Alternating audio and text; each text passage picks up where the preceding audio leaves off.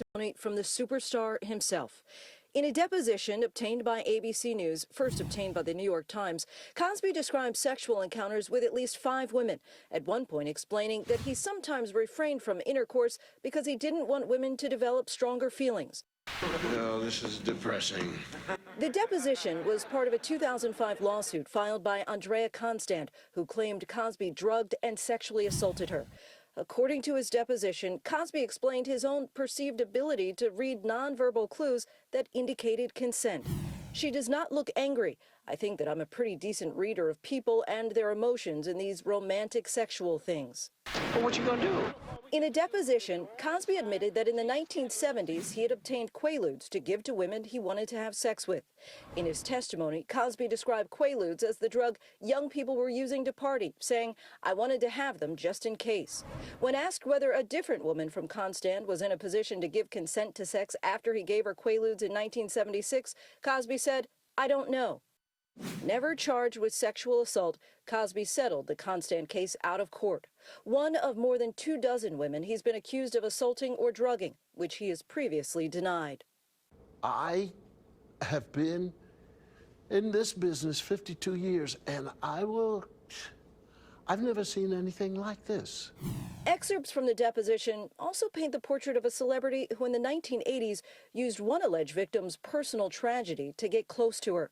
She says that she stayed with you and that you began asking about her father, who had died of cancer. Does any of that ring a bell with you? Yes. Did you ask her those questions because you wanted to have sexual contact with her? Yes. In that deposition, Cosby also said that he didn't take Quaaludes himself for the same reason that he doesn't drink alcohol, because it makes him sleepy. But he says that he gave Quaaludes to other people very much in the same way that you might offer someone a drink. Robin? All right, Lindsay, thank you. Now to a horrible tragedy in New York that's raising questions about limousine safety. 4 young women killed after a pickup truck smashed into the side of their limo. ABC's Gio Benitez is here with that story for us. Good morning, Gio. Robin, good morning. This is just an awful story, and this morning it is putting limo safety in the spotlight. Experts telling us most seats in limos don't have seat belts, making passengers like these women very vulnerable. This morning, an horrific scene on the highway. A limousine nearly split in two when a truck slams right into the middle of it. Inside, 8 women in their 20s, looking to safely enjoy a wine tasting tour by renting a limo for the day. Ironically, the driver of the truck, allegedly drunk. 4 of the women died. The limousine was making a turn at the intersection when the pickup truck drove into the passenger side of the limousine. The stretch limo, one like this, typically allowing up to 10 passengers, the seats wrapping around the middle, but seatbelts only available to the back seats. The crash raising new questions about whether riding in limos can put passengers at greater risk. Limos are more dangerous if you're an unrestrained passenger. It should have at least had that level of protection for all the passengers, and it didn't.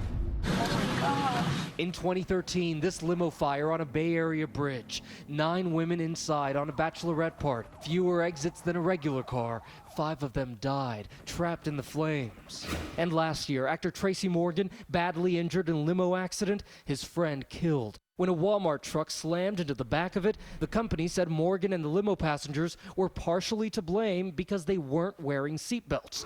But in this case, would seatbelts have made any difference? The women killed appear to have been sitting in the middle section of the limo, right at the point of impact. That long, ultra-stretch body, where everybody's having fun and enjoying the ride, that is a danger zone.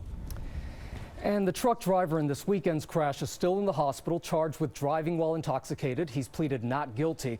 Now, if you're in a limo yourself, experts tell us the safest seats are way in the back or way in the front, because those have seatbelts. Robin, George? Something definitely to keep in mind, Gio. So tragic. Thank you. Sure is.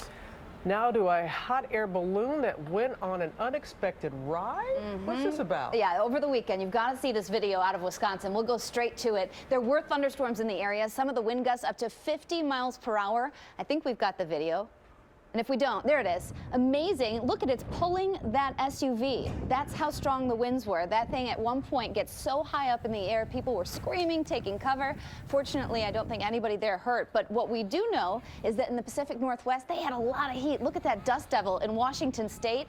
It was 95, a record heat in Seattle. Much, much cooler today, but the heat advisories are on from Philadelphia back to Jackson, Mississippi. We'll look for heat indices well above 100. All right, that's the big picture. Let's get a check now a little closer to home. Good morning, Washington. Kicking off the work week with another scorcher. Temperatures well into the 90s today. A heat advisory is in effect starting at noon for feels-like temperatures between 100 and 109. There is a small chance of a late-day thunderstorm. All that weather brought to you by Trivago. And quick, look at that photo. This is from Colorado Springs, Colorado. It was not just California that got all that rain from Dolores. The remnants looking in Colorado, too. Wow, amazing pic. All right, Ginger, thank you. A lot more ahead. This family slashing thousands off their grocery bills. The supermarket secrets they use that can help you too when you're out there making groceries. That's how we say it, making groceries. And a website that promotes secret affairs hacked. Now personal information for 37 million people.